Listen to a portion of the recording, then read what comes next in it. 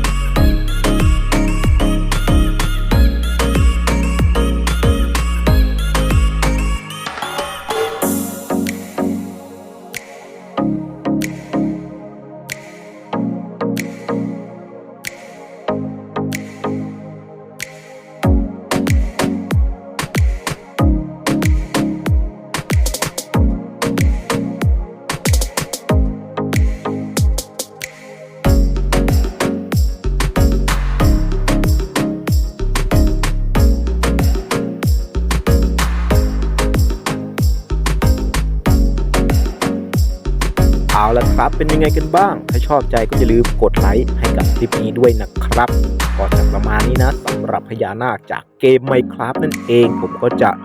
ดัดแปลงมันเล็กน้อยนะครับซึ่งมันก็มี